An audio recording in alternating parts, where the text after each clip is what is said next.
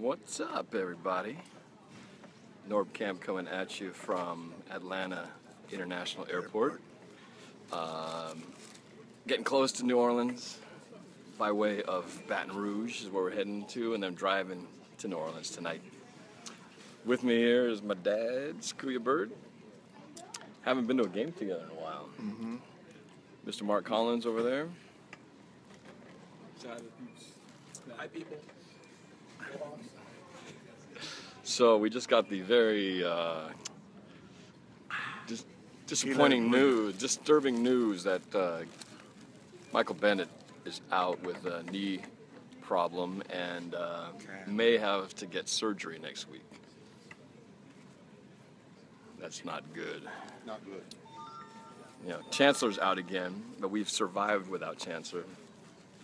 Bennett's a whole nother deal. Yeah. I don't know who's going to be stepping in for him. I don't even know who that's going to be.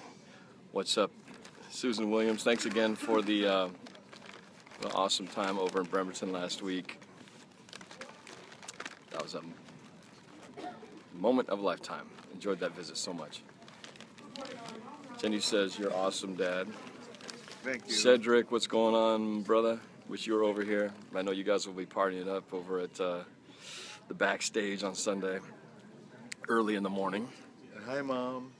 Yeah, hi, Mom. Because Maybe my mom's watching always, from the Philippines. Yeah, she's always following That's right. your... Of course, I don't know. What time is it in the Philippines right now? Morning? no? Yeah, Anyway. morning. Anyway, hi, Mom, if you're watching. Tyler, what's up? Ruby, Mabute, Ron. Louis Francisco? No, a different Ruby. I think, unless she has a different name on Facebook here. Oh, that's about it. Ron, Joshua wants to know, we're going to be at the Superdome on Sunday. Yes, we are. I'm going to be broadcasting live from inside the Superdome. Never been to New Orleans before. None of us, all four of us, never been there. So this will be a first. So enjoying, looking forward to seeing some of the town tomorrow. And then the game on Sunday. The reunion of Jimmy Graham with the Saints and Max Unger with the Seahawks. It's But going to be Max will fun. be the other side. Yeah, Max will be under with Drew Brees' hands between his my legs. And we'll see how that goes. Next man up. But, you know, Michael Bennett with his little baby shoulder pads. There's only one Michael Bennett. So you can say next man up all you want, but that's going to be tough. But we can still get the job done. Actually, I put this more on the offense. Offense has got to step up this game. Keep the ball away from that New Orleans offense.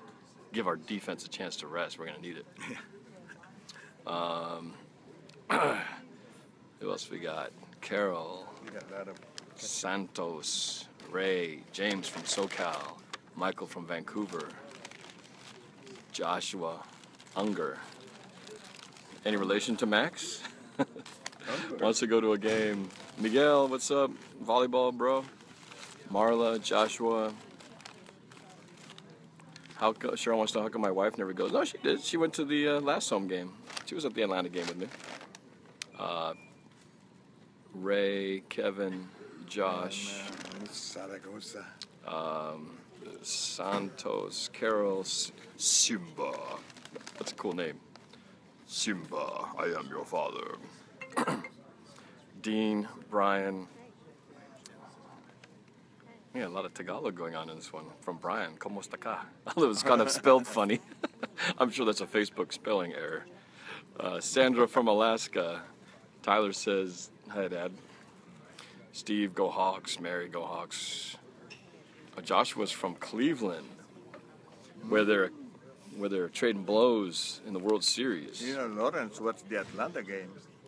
Who did? My exchange student from Germany. Oh, Lawrence. yeah. Oh, what went to the Atlanta game? He was at the she was at Central Lake? in Germany. Oh, from overseas watched it. Oh, I got you. And he said that there are a lot of North Camp fans out there. I know, that's what I heard. That's cool. Sean, what's going on? Sandra wants to know if I'm going to Tampa Bay on November 29th. Not at this point. This will be my second away game. Usually I only go to one, maybe two. Gotta have to limit, Can't go to every single one. Got college to pay for the kids. So no, I will not be going to Tampa. I had to choose, and I decided it was going to be the Rams and New Orleans for now. Bill Campbell says, have fun. Sorry to hear about Michael. Cedric, yep. It's going to be quite the party, I would imagine. Who else you got? Kelly got the Norbcam hair hat, I see. Blanca Way. Well, Blanca, you were all over that American Express Hawk Island commercial video. Blanca Way? Blanca, yeah. She's joined Bert's Angels. Huh? She's on your Bert's Angels She just group? joined. Oh, Yeah. you joined Thank you, my Blanca. dad's Bert's Angels Facebook group. James wants to know, what did I think about the tie? I think there's... Okay, my thought on the tie. First of all, in all honesty, we're lucky we got a tie out of that game. I know we're all saying we should have won the game, but look, realistically, we got our butts kicked statistically, and Arizona probably had like 10, 11, 12 opportunities to win that game, whereas we maybe had 2, if you want to be real about it. And Arizona, if you're an Arizona fan, we got to be thinking, how did we have the ball for 47 minutes and not score a touchdown? But they made so many, well, we made so many plays to stop them, of course, but they could have done one thing and would have won that game, but they never did. And of course, when all that being given, we could have given our defense a legendary stamp by winning the game. That people would have been talking about that defensive performance for years to come, but unfortunately we didn't get the win, so it'll be forgotten. But got to keep giving credit for our defense for pulling that out. And what do you have? What can you say about the kickers? Both kickers blew it. What's this guy's name? Let's be honest about that. The one at the, whether you believe they should have taken a timeout first, or they should have, not iced the kicker or iced it, whatever. Doesn't matter. At 24 yards out, 28 yards out, they should make those kicks. But about the tie, there's been a lot of buzz. Like they need to change the overtime rules so that there's no more ties in the NFL. That's just too much overreaction, knee-jerk reaction. I'm of the feeling that I'm a traditionalist. I don't like when they change things in the game. I didn't like when they moved the extra point back. I didn't like when they start moving the kickoffs forward. I hate when they change things fundamentally that affect the game because they feel like it needs to be, different on some level. Whether it be, I understand player safety and all that stuff, but kickoffs are one of my favorite things in the game, and they pretty much legislated those almost completely out of the game. It's just frustrating to watch. But the thing about the ties is we've had 2 ties in the NFL in maybe like 4 seasons or something. The last tie we had was like 2 years ago. It's not like we're having this rampant issue of ties every week and no teams are winning. The reality is one of these teams, the Seahawks or the Cardinals, should have won that game. I mean, when each team was given an opportunity to kick a chip shot field goal and they don't make it, you kind of have to go, well, they really didn't deserve to win that game. So I don't think they need to make the games any longer. Some people say let's change it back to sudden death overtime. I'm actually okay with the rule change now. I've learned to accept the fact that they've made it a one possession, score the touchdown on the first possession of overtime and you win it. But if you only kick a field goal, you get the other chance. I like the fact that they have that because there are too many games where a team goes 20 yards, gets in field goal range, it's over, and the other team never touches the ball. So I'm okay with that, keeping the rule the same. But what does this mean for the Seahawks, though, as far as the tie? It's not really that complicated, really. I mean, in the end, it's still a matter of looking at the win-loss column. And if for some reason Seattle and, say, Arizona, we end up with even records at the end of the year, well, they'll use the same tie-breaking measurements as they do if you have, if you're, 10-6, 10-6. Is this going to be the same as 11-5-1, 11-5-1, they'll still apply the same, rules of strength of schedule, head-to-head, all these different formulas. So it really doesn't change that much. It really comes down to, you look at the win column, and, start there, and then they'll apply all the tie-breaking rules. That's a very long answer to a question about the ties, but I hope that clarifies at least what I think about it. Let's see. There's some of those other comments. How do you think going to New Orleans, this is from Austin Fritz, how do you think going to New Orleans will be for your team coming off the first tie in franchise history? I don't think the tie really has much to do with it, but I do think that the fact that Seattle's defense was on the field so much obviously took its toll on Michael Bennett. We'll have to see how the healthy players are doing. You know, it's what's tough about it is it's a short week because we had to travel, and it's an early game, and it's in New Orleans indoors against a team that really likes to churn up the yardage. So if we get into a track meet where we got to keep up with Drew Brees throwing 300 plus yards, we're going to be in trouble. So, you know, what are you talking about? You're talking about me over here. You're talking about me. I thought you were treating us all the burgers, and it turns out Dad was treating us the burgers. Yeah. What? Oh, yeah, no, oh, my dad? And by the way, that burger wasn't worth $7.50. Well, nothing you buy at the airport is worth what price you pay for it. Yeah. How did you finagle a shake out of that deal? We were all told we went. Really, the one who broke it? We went to this place called Grindhouse Burgers. Are you still alive? And I'm still alive. Yeah, people are for some reason still entertained by this completely not football-related conversation right now. But we ordered some burgers, which were about the size of my fist. Junior. It looked big in the picture, and you get it like. And we wanted to get some shakes. False advertising. Yeah. Same with that breakfast burrito we had this morning. That was really false advertising. That was really small. Yeah, but it's always false advertising. You ever see the burgers on McDonald's? That wasn't even close to the picture on the thing. Why don't you file a grievance and I'm going to. do something about it? I'm calling Attorney General's office. Anyway, we wanted to get some shakes, and they said the shake machine wasn't working. And then somehow Pat sweet talked his way into a shake over there. Yeah, but he spilled half of it walking over here, so it's kind of not a very efficient use of his good luck. What is this? Anyway, He was carrying it. I was answering Austin's question about coming off of the first time. Yeah, so we've just got to we've got to keep the New Orleans offense off the field, or we're gonna get in trouble. Because I don't think our defense can get into a running match with these guys. They're just too taxed right now. Injuries have definitely been a problem this season.